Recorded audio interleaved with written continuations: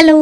നമ്മൾ ഇന്ന് തയ്യാറാക്കാൻ പോകുന്നത് വെള്ളയപ്പത്തിൻ്റെയും ചപ്പാത്തിയുടെയൊക്കെ കൂടെ നല്ല അടിപൊളിയായിട്ട് കോംബോ ആയിട്ട് പോകുന്ന ഒരു വൈറ്റ് എഗ് കുറുമയാണ് ഇന്ന് തയ്യാറാക്കി എടുക്കാൻ പോകുന്നത്. അപ്പോൾ നമ്മളിത് പ്രഷർ കുക്കറിലാണ് ചെയ്യുന്നത്. അപ്പോൾ അതിന് വേണ്ടിയിട്ട് ഞാനിവിടെ മസാല എടുത്ത് വെച്ചിട്ടുണ്ട്. ഒരുപാടൊന്നുമില്ല, 2-3 ഏലക്ക, 2-3 ഗ്രാമ്പു, ചെറിയ 2 കഷ്ണം കറുവപ്പട്ട.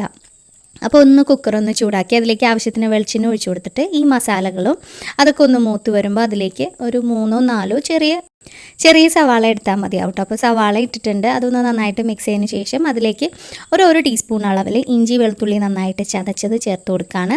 അതിൻ്റെ കൂടെ തന്നെ നമ്മളിത് വൈറ്റ് എഗ് കുറുമ ആയതുകൊണ്ട് എരിവിന് ആവശ്യമുള്ള പച്ചമുളക് ചേർത്ത് കൊടുക്കണം. അപ്പോൾ ഒരു 5-6 ആയാലും കുഴപ്പമില്ല. അപ്പോൾ എരിവൊക്കെ പച്ചമുളകിൻ്റെ എരിവിനനുസരിച്ച് ചേർത്ത് കൊടുക്കുക.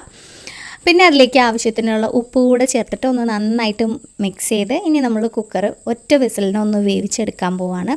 നല്ല ചൂട് കട്ടിയുള്ള കുക്കറാണെന്നുണ്ടെങ്കിൽ ഒരു വിസിൽ കഴിയുമ്പോൾ തന്നെ ഓഫ് ചെയ്ത് വെക്കുക. ആ ഒരു ചൂടിൽ കിടന്നിട്ട് നന്നായിട്ടൊന്ന് വെന്തിട്ട് കിട്ടിക്കോളും. ഇനി നമ്മളിത് തുറന്ന് വെച്ചിട്ട് അതിൽ സവാളയൊക്കെ ഒന്ന് വാടി വരുന്ന വെള്ളം ഉണ്ടാവില്ല, അതൊക്കെ ഒന്ന് വറ്റിച്ചെടുക്കണം. അതിനുശേഷമാണ് ഞാനിവിടെ ഒരു മീഡിയം സൈസിലുള്ള ഒരു തക്കാളി കൂടെ കട്ട് ചെയ്ത് ചേർത്തിട്ടുണ്ട്. തക്കാളിയും കൂടെ ചേർത്തിട്ട് ഞാനൊന്ന് കുറച്ച് നേരം ഒന്ന് മൂടി വെച്ചിട്ട് വേവിക്കുകയാണ്.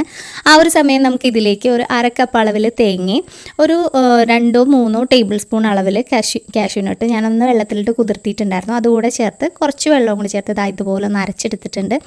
ഇപ്പോൾ അതിൽ ആ വെള്ളമൊക്കെ ഒന്ന് ചെറുതായിട്ടൊന്ന് വറ്റി വരുന്നുണ്ട്. ആ ഒരു സമയത്ത് 1/4 ടീസ്പൂൺ അളവിൽ മഞ്ഞൾപ്പൊടി, ഒരു 2 ടേബിൾ സ്പൂൺ അളവിൽ മല്ലിപ്പൊടിയാണ്, 1/2 ടീസ്പൂൺ അളവിൽ ഗരം മസാല, പിന്നെ നമ്മളിതിലേക്ക് മുളക് പൊടിയല്ല പകരം കുരുമുളക് പൊടിയാണ് ചേർക്കുന്നത്. അപ്പോൾ ഏകദേശം ഒരു 1/4 ടീസ്പൂൺ അല്ലെങ്കിൽ 1/2 ടീസ്പൂൺ വരെയൊക്കെ ചേർക്കാം. അപ്പോൾ നമ്മൾ അവസാനവും കുറച്ച് കുരുമുളക് പൊടി ചേർക്കുന്നുണ്ട്.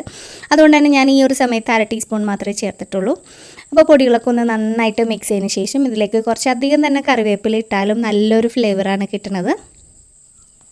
അപ്പോൾ കറിവേപ്പിലയും കൂടി ഇട്ട് നന്നായിട്ട് ആ പൊടിയുടെ ആ ഒരു സ്മെല്ലൊക്കെ ഒന്ന് മാറിക്കഴിയുമ്പോൾ നമ്മൾ നേരത്തെ അരച്ചിട്ടുള്ള ആ കാഷ്യൂ തേങ്ങയും കൂടിയുള്ള ആ ഒരു പേസ്റ്റ് നമുക്കിതിലേക്ക് ചേർത്ത് കൊടുക്കാം. ഇപ്പോൾ തേങ്ങാപ്പാലാണ് നിങ്ങൾ ഒഴിക്കണമെന്നുണ്ടെങ്കിൽ ഇതൊന്ന് നന്നായിട്ട് ചൂടായാൽ മതിയാവും. തേങ്ങ അരച്ചതുകൊണ്ട് ഒന്ന് തിളച്ചാലും കുഴപ്പമൊന്നുമില്ല. ഇതിലേക്ക് എരിവ് കുറവാണെന്ന് ഫീൽ ചെയ്തുകൊണ്ട് ഞാനൊരു 1/2 ടീസ്പൂൺ അളവിൽ കുരുമുളക് പൊടി, പിന്നെ ഒരു ഫ്ലേവറിന് വേണ്ടിയിട്ട് ഒരു 1/4 ടീസ്പൂൺ അളവിൽ പെരുംജീരകം പൊടിച്ചതും കൂടെ ചേർത്തിട്ടുണ്ട്. അപ്പോൾ ഇതും കൂടെ ചേർത്ത് നന്നായിട്ടൊന്ന് മിക്സ് ചെയ്ത് നന്നായിട്ടൊന്ന് ചൂടാക്കിയെടുക്കുക. അപ്പോൾ എരിവ് പോരാന്നുണ്ടെന്നുണ്ടെങ്കിൽ നന്നായിട്ട് തിളക്കുന്ന സമയത്ത് കുറച്ചുകൂടെയൊക്കെ എരിവ് ഇതായിക്കോളും. അതുകൊണ്ട് തന്നെ ഞാൻ 2-3 പച്ചമുളകും കൂടെ അതിലേക്ക് കീറി ഇട്ടിട്ടുണ്ട്. അപ്പോൾ ഈ കുറുമ ആയതുകൊണ്ട് നമ്മൾ എപ്പോഴും പച്ചമുളക് മാത്രമേ ഇടാൻ ശ്രദ്ധിക്കുക, അല്ലാന്നുണ്ടെങ്കിൽ കളർ തന്നെ മാറിപ്പോലും. മുളക് പൊടി നമ്മൾ യൂസ് ചെയ്യാറില്ലല്ലോ. അപ്പോൾ ഞാനിതിലേക്ക് മുട്ട പുഴുങ്ങിയത് ഒന്ന് ജസ്റ്റ് ഒന്ന് വരഞ്ഞിട്ട് അതിലേക്ക് ചേർത്ത് കൊടുക്കുക. അപ്പോൾ ആ ഒരു മസാലയുടെ ടേസ്റ്റൊക്കെ ആ മുട്ടയിലേക്ക് കിട്ടിക്കോളും. കുറച്ച് നേരം ഒന്ന് ലോ ഫ്ലെയിമിലിട്ടിട്ട് നന്നായിട്ട് ചൂടാക്കി ഒന്ന് തിള വരുന്ന സമയത്ത് ഇത് ഓഫ് ചെയ്യാം കേട്ടോ. അപ്പോൾ വളരെ ടേസ്റ്റി ആയിട്ട് കഴിക്കാൻ പറ്റിയ ഒരു അടിപൊളി കറിയാണ്.